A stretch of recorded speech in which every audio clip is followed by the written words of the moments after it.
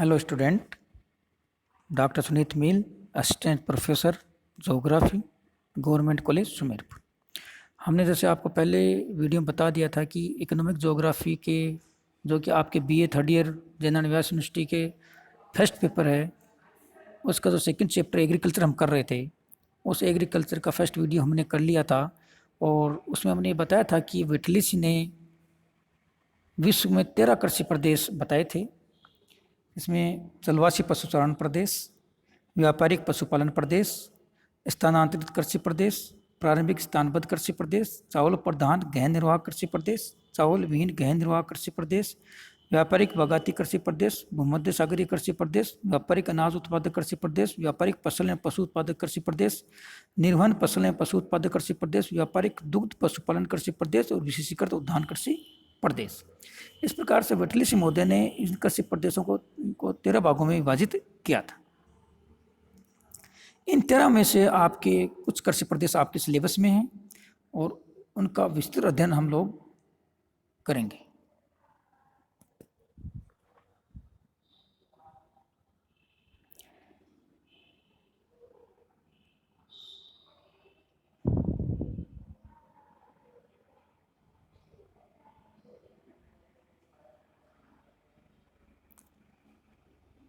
ये 13 प्रदेश 1936 में विटलिस महोदय ने दिया था और इन 13 कृषि प्रदेशों में से कम 2 क्वेश्चंस जो ज्योग्राफी का कोई भी ऑब्जेक्टिव सवाल होता है उस ऑब्जेक्टिव सवाल के पेपर में अवश्य आते हैं। बहुत इंपॉर्टेंट टॉपिक है आपको कृषि प्रदेशों का।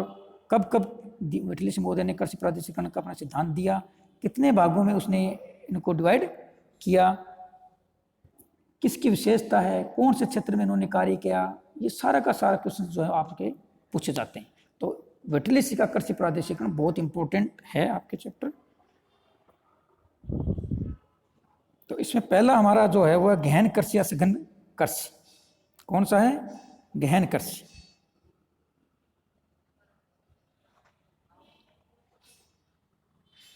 गहन कृषि या सघन कृषि के बारे में पढ़ चुके हैं, लेकिन हम आगे और इसको देखते हैं।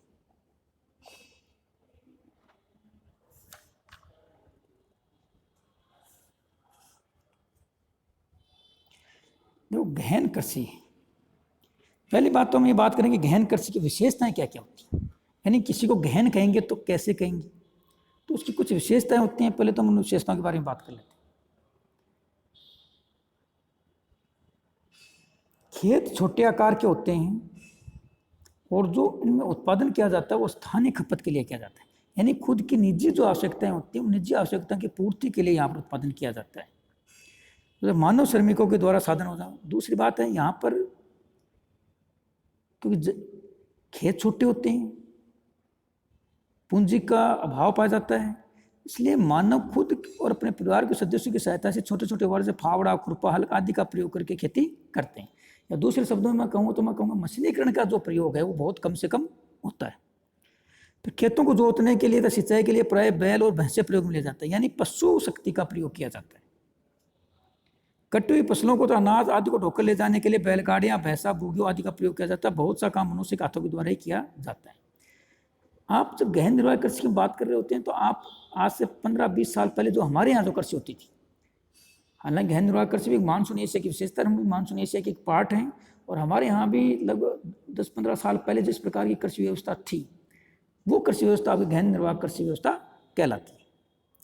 मिट्टी की उर्वरता यानी फर्टिलिटी को बनाए रखने के लिए पशुओं के गोबर की खाद, मनुष्यों के मल की खाद, कंपोस्ट खाद, हरी खाद को बड़ी सावधानी से लगातार प्रयोग करते रहते हैं। यानी मुख्यतः जैविक कंपोस्ट खाद का प्रयोग किया जाता है बजाय फर्टिलाइजर के। रासायनिक उर्वरकों का प्रयोग कम से कम किया जाता है। फसलों को हेर फेर करके द्वारा बोया जाता है। हेर फेर करने से भी क्या है कि भूमि की जो फर्टिलिटी होती है, भूमि की जो उर्वरता होती है वो बची रहती है। आवश्यकता अनुसार फसलों की विशेषता चावल की सिंचाई की जाती है। जहाँ आवश्यकता होती है वहाँ पर क्या किया जाता है, पशुओं को पानी पिलाया जाता है कृत्रिम तरीके से, जिसको सिंचाई कहा जाता है। मुख्यतः पानी की और सिंचाई की उपलब्धता की सहायता से एक साल में 2 फसलें 3 फसलें और ली जाती हैं और एक साथ भी कई फसलें बोई जाती हैं। एक साथ 3-3, 4-4 फसलें बोई जाती हैं। इससे क्या होता है कि मान लो मौसम के कारण यदि कोई फसल विशेष नष्ट भी हो जाए तो पूरे साल भर के काम चलाने के लिए हमारे पास में कोई ना कोई फसल तो शेष बचे रहे। इस कारण इसमें एक साथ कई फसलें बोई जाती हैं। खेतों की भूमि को समतल बनाने के लिए उच्च भूमि तक पहाड़ी ढालों पर सीढ़ीदार खेत बना लिए जाते हैं। ट्रेस्ट कृषि, स्टेप कृषि इसी को कहते हैं।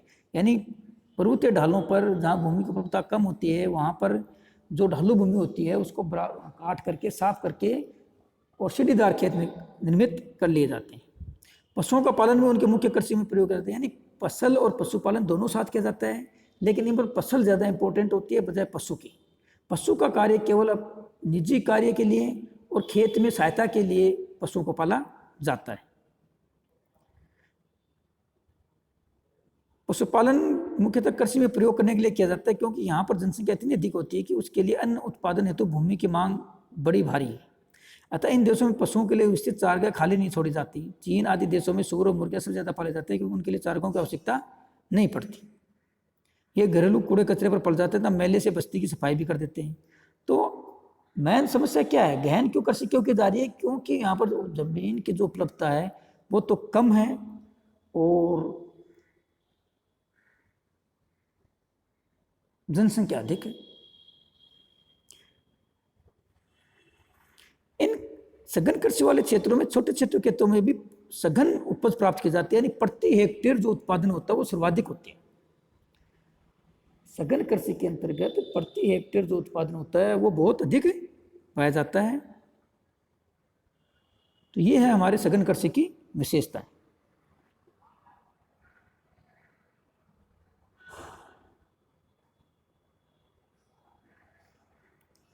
अब आपके व्यावसायिक कृषि। व्यावसायिक कृषि किसे कहा जाता है? इस प्रकार का कृषि क्षेत्र जहां पर जो फसल की पैदावार होती है उसका मुख्य उद्देश्य बाजार में उसकी बिक्री करना होता है।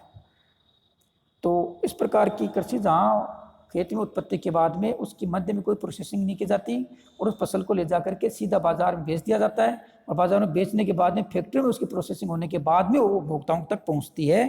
तो इस प्रकार की कृषि को व्यावसायिक कृषि भी कहा जाता है। इस प्रकार की कृषि के अंतर्गत अधिक पूंजी की आवश्यकता पड़ती है। ये मशीनीकरण की सहायता से किया जाता है। रासायनिक उर्वरक होते हैं उनका अधिक से अधिक प्रयोग किया जाता है। मानव और पशु शक्ति का प्रयोग कम होता है, मशीनी शक्ति का प्रयोग अधिक होता है। खेतों का आकार बड़ा होता है। देखिए भाई, जहाँ मशीनीकरण का प्रयोग होगा, मशीनीकरण का प्रयोग वहीं संभव होता है जहाँ खेतों का आकार बड़ा होता है। जहाँ खेतों का आकार छोटा होता है वहाँ पर मशीनीकरण संभव नहीं होता है। इनमें आधुनिक तकनीक, कीटनाशक, खरपतवारनाशक, उर्वरक, आधुनिक बीज, इनका प्रयोग किया जाता है। निर्वाहक कृषि। कौन सी कृषि आ गई? निर्वाहक कृषि।